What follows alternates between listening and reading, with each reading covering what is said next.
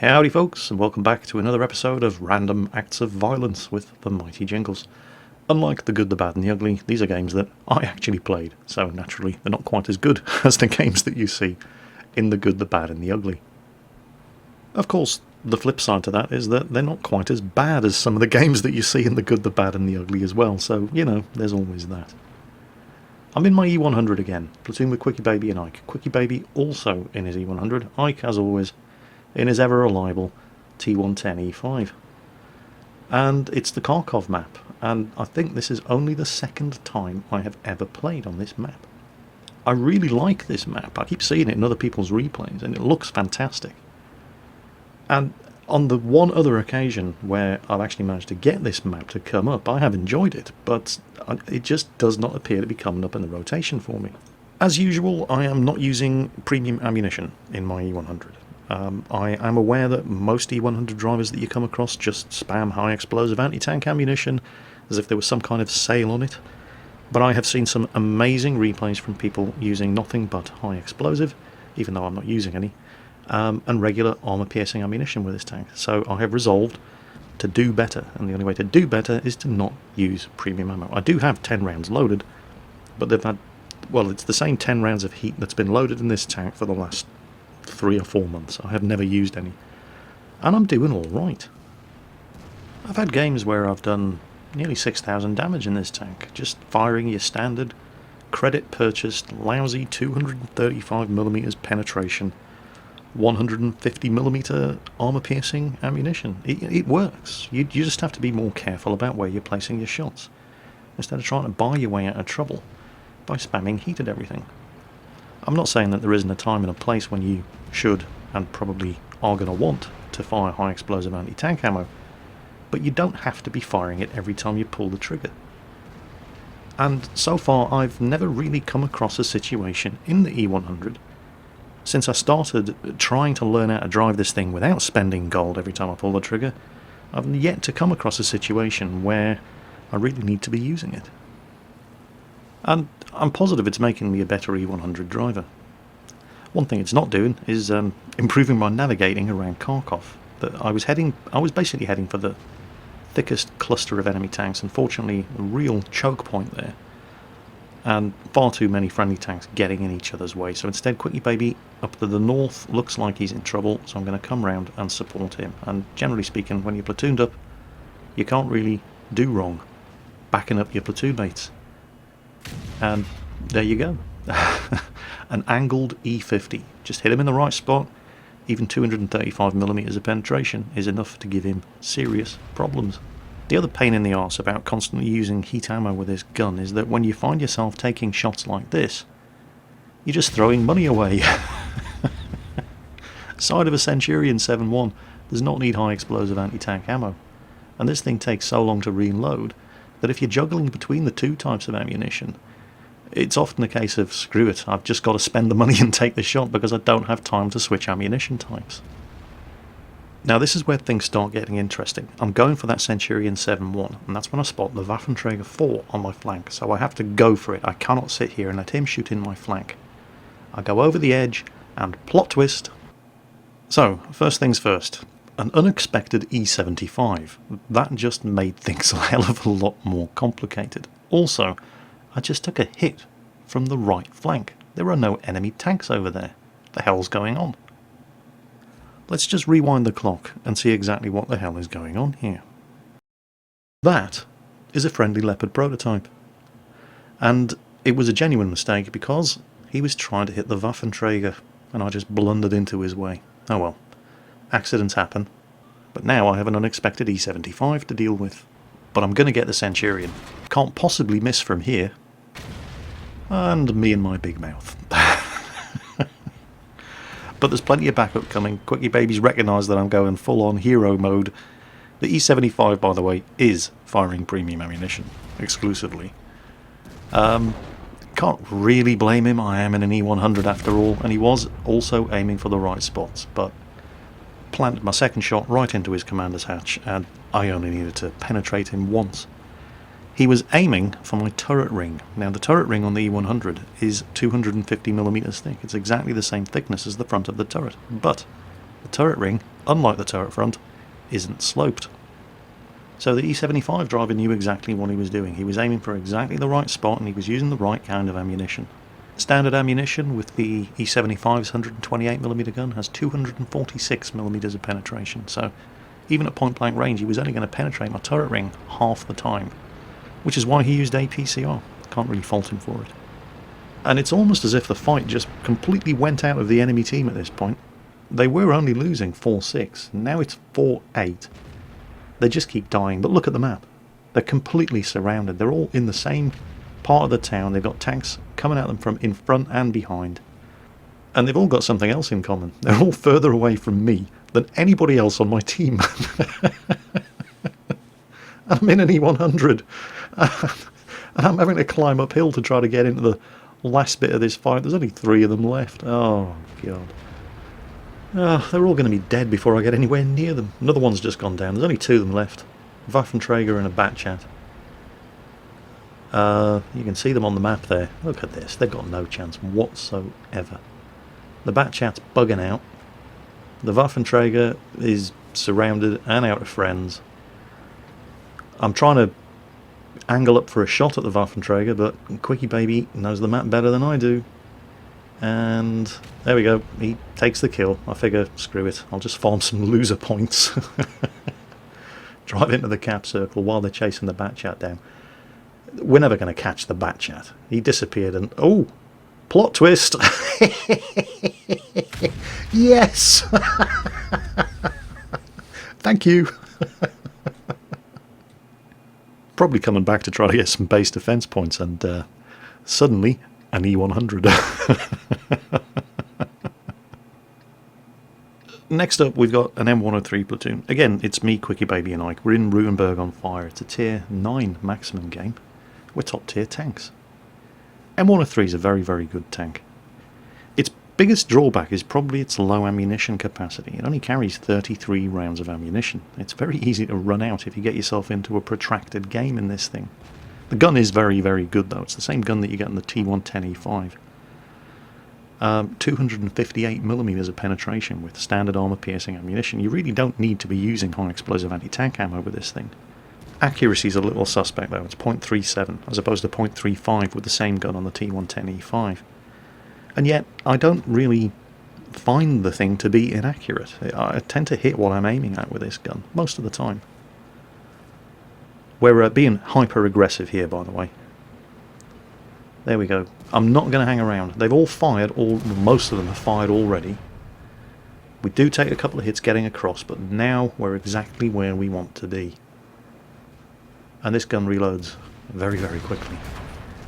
Side scrape in the corner, taking all those shots in my tracks. You can side scrape effectively in the M103, but you have to be very, very careful. The side armour is terrible. It's not like you're driving an E100 or anything. If you angle it a fraction too much, they'll just penetrate your side. Took a hit there. Didn't back off enough before I started turning around. I think it was the KV-4 who hit me. Doesn't matter. Quickie Baby, side scraping here against the Conqueror. We're going to switch sides, keep them guessing. I'm pushing. I know the Conqueror's just fired, so I push up. He sees me coming, he turns, angles his armour, his tracks eat it. But now there's 3 of us piling fire into him. Come around for another shot. Yep, get him that time, but I bounced a shot from the STI down in the middle of the road. There's a T-34 who was trying to run away. Quickie Baby finished him off. Aim carefully with my next shot. Again, it bounces. Aiming for the lower glacis of the STI. He's almost hull down, but not quite. I think, screw it, I'll lead him to the IS-7. Start backing off. My spider sense is tingling. I can feel artillery incoming. There it is. Artillery blows my tracks off, does no damage. Always nice when that happens. Anyway, get the tracks back up, switch sides again, keep them guessing. IS-7's busy dealing with the STI. Plenty more targets around this side. Quickie Baby and Ike. Ike basically needs the help. Now, I didn't actually see this T-69 coming up behind me. I'd actually switched to external camera view for a better idea of what it was that just knocked me aside there. Unfortunately, it cost the T-69 a lot of health. But I've managed to get back into position. Ike's dug in on this road. He's been sitting here for the last couple of minutes. Myself and Quickie Baby both working the corner against these guys here. They're hitting my tracks again and again and again. I'm not actually taking any damage. Unfortunately, that 4502B is also side-scraping very, very well. Quickie Baby behind me is going for shots at the KV4 instead. I'm wasting my time firing at the 4502B, angled like that. Oh, unless he gives me the side of his turret, that's more like it. Well, he obviously got sick of just blowing my tracks off over and over and over. Unfortunately for him, he got distracted, gave me a shot at the turret side. This is looking like a bit of a rout. They've only managed to kill 2 of our tanks. I'm going to go around, try and get some side shots. The M103 is almost like driving a big medium tank. It's definitely got frontal heavy tank armour. And, oh, hello Mr. STI, and your gun's pointing the other way. Oh, there we go. Ah. Take the return fire on the turret cheek. And he's not hull down this time. Right, how'd you like them apples? He's just fired. And we've got him. This really is a fantastic gun. 258mm of penetration with 400 average damage and a good rate of fire. And a lot of people will make the argument that you don't need to unlock this gun on the M103, and they're right, you don't need to. When you get the T110E5, it comes with this gun, so it basically unlocks it for free on the M103, but grinding out the XP that you need for a tier 10 heavy tank without using this gun on the M103, I wouldn't recommend it. It's inarguably more efficient to just grind straight to the T110E5 without unlocking this gun on the way. It's no fun though.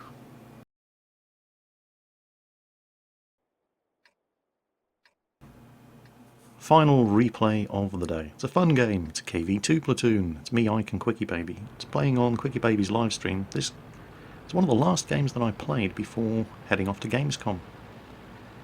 And it is a tier 8 match. But, well, after yesterday's The Good, the Bad and the Ugly, watching Macus Flash just completely own face in a tier 10 match in a KV2 troll platoon, I don't think anybody's going to have any sympathy for KV2s anymore when they've merely find themselves in a tier 8 match. And the KV2 can look after itself in a tier 8 game. 152mm of high explosive is one hell of an equaliser, especially if all 3 of you stick together and concentrate your fire at the same targets. We're heading around the island peninsula, out on the west here, and we're not going alone. We have... oh, took a hit there. Sneaky Panther. Managed to put one into me. Luckily it's only a Panther. They don't do a lot of damage. We're not going around here alone, of course. One of our tier 8 heavies is with us. So he's going to be the anvil, and we're going to be the hammer. It's important you stick together. Well, it's important you stick together when you're in a platoon anyway, but you're in a KV2 platoon in a tier 8 match. It's even more important. You've got to all shoot at the same target at the same time, and just stun them. Beat them into oblivion with your 152mm high explosive shells. And the first target that we're going to run into when we come around the side here is going to be a Tiger P, tier 7 heavy. Lots and lots of frontal armour. And if he doesn't give us any side shots, well, on the plus side there are 4 of us here, including a lurver. So I go around the side, and Ike and Quickie Baby line up their shots, waiting for him to come around. And 1, 2, and 1 from me as well. This poor guy didn't know whether to shit or go blind. 1 from the lurver, 1 from Ike, 1 from Quickie Baby, and 1 from me. And he's thinking, the hell just happened? And then the lurver pops out and finishes him off. The lurver driver was actually pretty good in this game. He was a good guy to have with us. So, first victim claimed, and we push up. Now, did he have any backup with him? Oh, there's a KV-1S. Oh, well, it's only a KV-1S. Now, clearly I didn't sacrifice enough dissidence to Stalin with that one. My shot went nowhere near. But then again, his shot missed me too, so it's all good. Now, Quickie Baby takes one from the KV-1S, and he could push over the ridge, there it is, and finish him with his next shot, but it's not the KV-1S he needs to be worrying about in this sort of situation. It's the guys who may be behind him. So he backs up, he lets the lurver and Ike go around, KV-1S takes 2 hits, comes forward, Quickie Baby finishes him off. No return fire hitting the tanks that went in front of him, which means that there probably isn't anybody up on the ridge behind the KV-1S, so we continue pushing around. We know there's an ISU-152. Oh, there he is. Right. The troll cannon. We must be cautious. Now he fires, hits the lurver, and does less than 400 damage. He only has a 122mm gun. I puts one into him. I put one into him. I eat his return shot with my tracks. Quickie Baby finishes him off. So, Stalin was definitely looking after me today. And, oh, there's the Panther. And that's the guy who had the cheek to put a shot into me right at the start of the game, so I really want to shoot this fella. Flank seems okay. Oh, no, again the lurver takes another shot for us. It looked like that T-25-2 all the way over there. But he doesn't have shots at us. Move up, try to get the gun down, going for a side shot on the Panther. He's seen the threat, he turns, he manages to get his frontal armour towards me, eats most of the damage. Damn it. Well, he's safe for the moment, but Ike and Quickie Baby are to my right, aiming in. Ike is actually aiming at an SU-152, and they exchange shots. Ike eats one, his return shot kills the SU-152. Quickie Babies, don't worry about the Panther, I got this, and boom, headshot. Amarak detonation, pops his turret like a champagne cork. So that was nice. Now, that T-25-2, and there's a Rheinmetall Borsig down there as well. Now, I'd like to take a shot at the Rheinmetall Borsig, but I don't really have much of an opportunity to hit him, so instead, I aim in at the T-25-2 and almost finish him off. Carry on forward. Ike has been waiting patiently behind me, waiting for me to get out of the way so he can come up, and he aims in at the T-25-2, sacrifices a dissident to Stalin, fires, and Amaraks him as well. Not that he needed to, the guy had less than 100 health left. So, now KV-2's approaching the cap circle. We're in their cap. They're almost in our cap. And the scores are fairly even, this could go either way. I spot artillery, I don't have much of a shot. I fire, trying to loft a shot over the tracks and into him. Had almost no chance of hitting. Being spotted by that ELC, however. And he's not a bad player. So, they know that we're coming. We're capping, they're capping. I have to kill the artillery. We are never going to be able to cap and win with our artillery still in play. I have almost no shot here. Take a hit in the side from a T-34. Come on, yes, got him. Right, I cannot afford to take another hit. None of us. All 3 KV-2s are now rushing into the cap circle. The enemy team also have tanks in the cap circle, and they're killing anybody on our team who's rushing back to try to reset. Both teams are capping. If any of us take one more hit from the ELC or that T-34, they'll reset the cap, they'll win. We cannot afford to take any more hits, and it's going to be really, really close. Come on, come on, there's the T-34, come on, don't hit me, we've capped. But the clock's still ticking, and shit, they've capped as well, it's a draw. God damn it, so close. Plot twist! Victory!